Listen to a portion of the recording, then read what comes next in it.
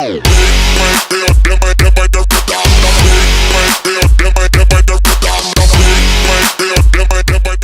evening, it's Monday, January 30th, 2012.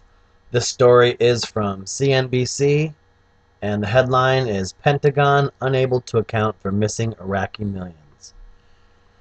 The Pentagon doesn't know what happened to more than $100 million in cash held at Saddam Hussein's palace in Baghdad during the Iraq War, according to a new report by the Special Inspector General for Iraq Reconstruction. What's more, the Pentagon can't find documents to explain what it spent as much as $1.7 billion on from funds held on behalf of the Iraqi government by the New York Federal Reserve, the report says. The missing records raise new questions about how the United States government handled billions of dollars in Iraqi funds during the war. The new report, the latest in a multi-year investigation by the Inspector General into missing money in Iraq, paints a picture of Pentagon officials digging through boxes of hard copy records, looking for missing paper copies of Excel spreadsheets, monthly reports, and other paper documents that should have been detailing what the money was spent on and why those expenditures were necessary. Apparently, there are no electronic records to back up the spending. The Inspector General's report concludes that the problem is simply one of records management, but the report explains the missing records make it impossible to conduct a complete accounting of what happened to the funds. The missing money came from the Development Fund for Iraq, a cache of billions of dollars in frozen Saddam Hussein regime assets that was held at the New York Federal Reserve on behalf of the Iraqi people. After the Coalition Provisional Authority turned over sovereignty to the new government of Iraq in 2004, after the U.S. invasion, the government of Iraq turned over about $3 billion worth of money to the Pentagon to help pay for contracts the CPA had authorized before it ceased operations. Of that money, most was held in the account worth $2.8 billion at the Federal Reserve Bank of New York, and the remainder, $217.7 million, was held in cash in Saddam's palace.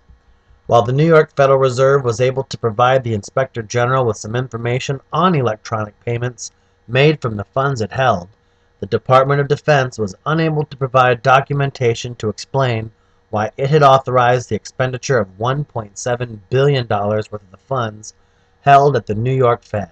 And although the Pentagon spent $193.3 million of the cash at the presidential palace, officials there told the Inspector General that they could not find documents to support $119.4 million of that spending.